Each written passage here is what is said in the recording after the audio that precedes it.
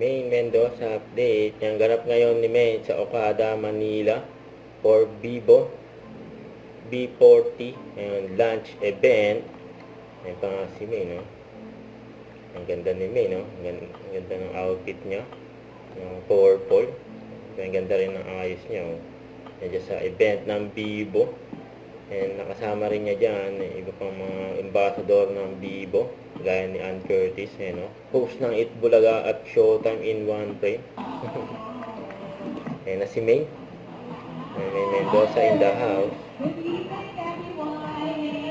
Hello, good. How are you guys? Hello.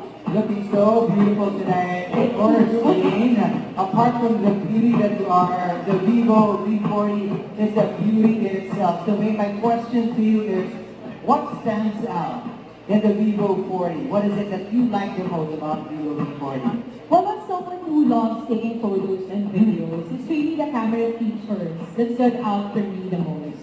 Besides optics, the Vivo signature aura light and the triple 50 megapixel camera are just fantastic in capturing great detail. And I also love to travel, so it's really nice and convenient to have like a pocket professional camera at hand wherever you go.